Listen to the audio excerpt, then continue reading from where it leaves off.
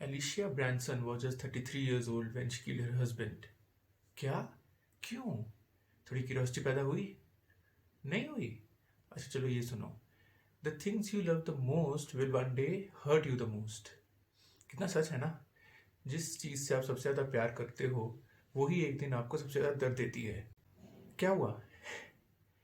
समझ नहीं पा रहे हो कि क्या चल रहा है? क्या आपने एक साइलेंट पेशेंट की कहानी सुनी है? नहीं सुनी? चलो आज मैं आपको एक कहानी सुनाता हूँ.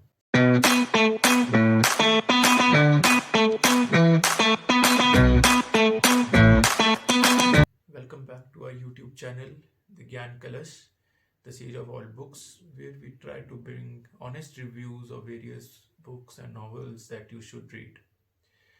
हाँ, तो एलिशिया ब्रैंसन एक लेडी है जो लंदन शहर में रहती है और जिसका बहुत ही सुंदर घर है. एक आर्टिस्ट है, वो पेंटर है, उसका बहुत प्यार करने वाला हस्बैंड है और उसका करियर बहुत ही अच्छा चल रहा है. मतलब उसकी बहुत हर जगह तारीफ होती है, उसकी पेंटिंग्स की तारीफ होती है, तो उसको लाइफ से कोई भी ऐसी कोई प्रॉब्लम नहीं है. पर एक दिन सब कुछ बदल जाता है. अचानक से वो देखती है उसका पति मर गया है और ऊपर से हैरान करने वाली बात यह है कि उसके पति की डेड बॉडी उसी के सामने पड़ी है और उसी के हाथ में गन है और उसकी पति की डेड बॉडी में बहुत सारे गन शॉट्स हैं. और उस दिन से ये लेडी बिल्कुल ही चुप हो जाती है, मतलब कुछ भी नहीं बोलती है. अब वो किसी ट्रॉमा में चली गई है या क्या हुआ है पता नहीं, पर वो बिल्कुल चुप है. फिर कोर्ट ट्रायल चलता है, कोर्ट केस होता है, पर लड़की को अनफिट मानकर उसको एक साइकेट्रिक हॉस्पिटल में भेज दिया जाता है और वहाँ पे सब लोग उसको द साइलेंट पेशेंट बोलना शुरू कर देते हैं क्योंकि वो कुछ बोलती ही नहीं है. अब दूसरी तरफ एक डॉक्टर है, साइकोथेरेपिस्ट, जिसका नाम है थियो फेबर. उसको इस केस के बारे में पता चलता है तो उसके अंदर एक क्यूरियोसिटी पैदा हो जाती है कि नहीं, मुझे इसकी हेल्प करनी है, मुझे इससे बुलवाना ही है और जानना है कि ऐसा क्या है जिसकी वजह से ये नहीं बोल रही. तो फिर वो उस साइकेट्रिक हॉस्पिटल में जाता है और अपने आप को वहाँ पे एनरोल करा लेता है to take care of Alicia Branson. फिर धीरे धीरे जब वो उसको समझना शुरू करता है, उसको देखता है, उसको पता चलता है कि उसके पास एक डायरी भी है जो लिखती है. तो धीरे धीरे उसके सीक्रेट्स, एलिशिया के, उसका ट्रॉमा, उसकी साइकिक उसके सामने आने लगती है. तो ऐसे कहानी आगे बढ़ती है. पर एक्चुअली में ऐसा क्यों हुआ? एलिशिया ने क्यों अपने हस्बैंड को मारा? क्या उसी ने मारा है? और अगर उसका पति जब मर गया तो वो एकदम से वो चुप क्यों हो गई? उसने ऐसा क्या देख लिया या उसके दिमाग में ऐसा क्या चल रहा है कि जिसकी वजह से वो कुछ बोल नहीं रही? और थियो फेबर का इसमें क्या इंटरेस्ट है? वो क्यों मतलब दीवानों की तरह चाहता है कि मैं इसको केस को सॉल्व करूं? अगर आपको ये सब जानना है और अंत में क्या हुआ तो आपको ये बुक खरीद कर, या अगर पढ़ी है आपके पास तो ज़रूर पढ़नी चाहिए. ये एक बेस्ट साइकोलॉजिकल थ्रिलर बुक है जिसको लिखा है एलेक्स माइकलडीज ने. ये एलेक्स की पहली डेब्यू नॉवल है और I must say it is brilliantly written.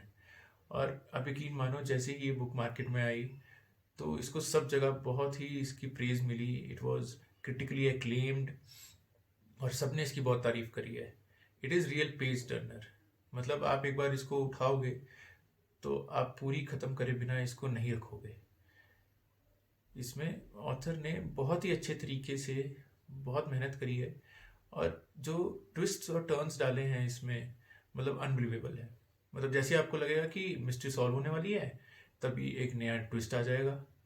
तो इस वजह से आप ये बुक कभी रख ही नहीं पाओगे बिना पढ़े. ये बुक ऐसी है दैट कीप्स द रीडर्स गेसिंग थ्रू आउट द स्टोरी. और icing on the cake is it's climax. Believe me, जैसे आप पूरी बुक पढ़ लोगे आप सोचोगे ये क्या हुआ, ऐसा तो यार सोचा ही नहीं था.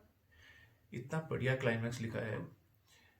और सबसे बढ़िया बात है अनएक्सपेक्टेड प्लॉट ट्विस्ट जो पूरी स्टोरी में जगह जगह पर आते रहते हैं, वो तो चार चांद लगा देते हैं. I must commend the author जिसने इतना बढ़िया काम करा है. मतलब क्या करेक्टर्स का बिल्डअप है. ऊपर से ना सिर्फ करेक्टर्स, अगर आप जगहों को भी ले लो, जो साइकेट्रिक हॉस्पिटल का मेंशन है जिसका नाम द ग्रोव है, या जो उसका घर है या आसपास का एटमॉस्फेयर हो गया, वो सब आपको इस स्टोरी को पढ़ने में मजबूर कर देते हैं। अगर आपको लगता है कि आप नॉन फिक्शन नहीं पढ़ सकते, आपको बहुत बोरिंग लगती है वो क्योंकि उसमें कोई कहानी नहीं होती, और आपका इंटरेस्ट है एक अच्छी कहानी पढ़ने का, तो ये एक बेस्ट बुक है जो आपको पढ़नी चाहिए। मतलब अगर आप एक बार इसको पढ़ना शुरू करोगे, एक साइकोलॉजिकल थ्रिलर जॉनर में है, पढ़ना शुरू करोगे तो अगर आपको पढ़ने का शौक है तो मुझे लगता है आप एक सिटिंग में ख़त्म कर सकते हो।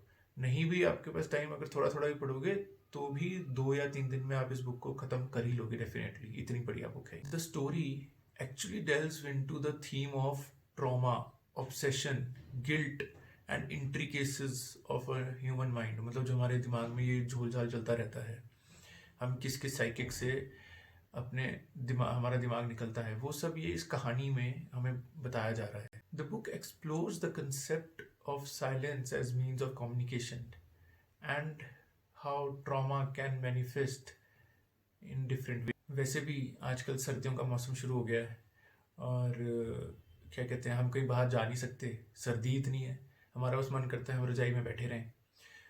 तो ऐसे टाइम में ये एक ऐसी इतनी बढ़िया साइकोलॉजिकल थ्रिलर अगर आपको मिल जाए, आप आराम से रजाई में बैठे बैठे अपना पूरा टाइम निकाल दोगे। ये एक कंपेनियन के तौर में आपका पूरा साथ देगी और आपको अपने बेड से उठने नहीं देगी। तो अगर आप फैन हो ऐसे साइकोलॉजिकल थ्रिलर फिक्शन जॉनर के, तो आपको ये बुक पढ़नी चाहिए। It will leave you questioning the boundaries of sanity and the depths of the human soul. तो अभी जाओ किसी भी प्लेटफॉर्म पे, अमेजोन, फ्लिपकार्ट या किसी भी लोकल वेंडर के पास आपको ये बुक ज़रूर मिल जाएगी। इस बुक को खरीदो और इसको पढ़ो। मैं नीचे डिस्क्रिप्शन में लिंक भी दे दूंगा। हाँ, हालांकि हाँ, मेरे को कोई इसका कमीशन नहीं मिल रहा है, पर फिर भी आपको ढूंढने में आसानी हो जाए तो इसलिए मैं एक लिंक दे रहा हूँ जहाँ पे आप जाके ये बुक खरीद सकते हो। जिसने ये बुक पढ़ी हुई है तो आई वुड रिक्वेस्ट कि कमेंट में आके मुझे बताओ कि आपको ये बुक कैसी लगी, आपके क्या व्यूज़ हैं, और क्या कोई ऐसी और बुक्स हैं जो इसकी सेम सेम जॉनर में हो जो आपको अच्छी लगी हो। That's it for today's book review of the silent patient. I hope आपको ये रिव्यू पसंद आया होगा। अगर हाँ तो please do like, share and subscribe. It will help me to bring more such reviews. और जल्दी ही हम मिलेंगे अपने नेक्स्ट रिव्यू के साथ। तब तक take care, stay healthy and warm, and नमस्कार।